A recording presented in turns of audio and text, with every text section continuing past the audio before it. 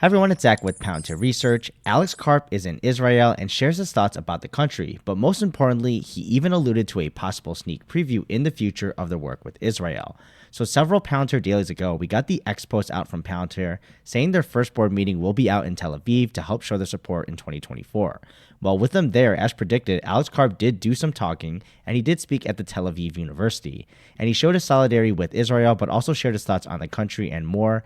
Now, this may sound familiar when talking about the Baltic countries as well last year, as well as Ukraine, but the same in Israel. He's encouraged by the talent here in the country, and this is in the technology and defense context where speaking at a university too, this makes sense.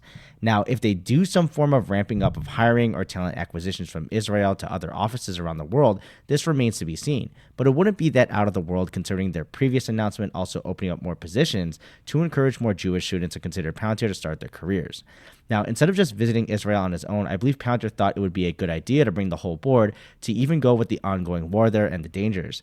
Now, for me, I think this is more of an opportunity to get Palantir's boots on the ground to talk with more Israeli leaders as well as IDF folks to interface in regards to Palantir and their contributions to their defense.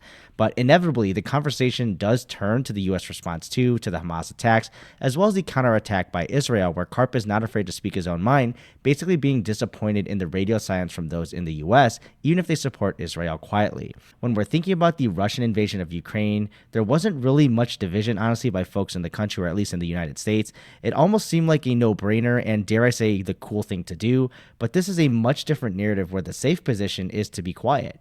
Now, my personal opinion really doesn't matter and won't change anything in regards to the conflict or convincing anyone on either side anything, but from a shareholder perspective in Palantir, it's obvious where Karp and the company's interest stands, but honestly, it is refreshing to have a company that takes sides, which I think will actually play a much bigger role in the near future if China becomes involved in a conflict. Now, more similarities to Ukraine, Karp also going to Israel is his quiet or loud way of trying to signal to others in the US being quiet about this, even if you're pro-Israel, is not the way to go. And also just wanted to note this is the Times of Israel webpage, so the way they actually describe Palantir is also refreshing. If you're used to those UK media articles, always talk about the NHS and how the Palantir by Peter Thiel spy company narrative is where they actually point out the good things in this case, like fighting crime, improving public health, and military defense to deter violence. So kudos for getting the real Palantir name out there in the world. But basically the best part of this article is that he's quoted as saying that sometime shortly, you will actually get to hear about some of the things that we have done to help Israel that I'm very proud of.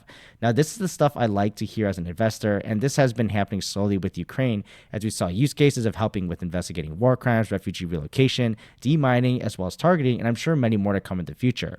So if we get a broad range here of help in Israel, this continues to build up the value proposition that Palantir has to offer for the U.S. military, as well as our allies around the world. But he does warn, though, in the public space, Israel will probably have a tough time defending itself, like in the media, but for the industry of actually going for software and technology, this can very much outperform for the country. But what are your thoughts, though, on Alex Karp's statements in Tel Aviv? Just let me know below, and thank you for watching, and I'll see you in the next video.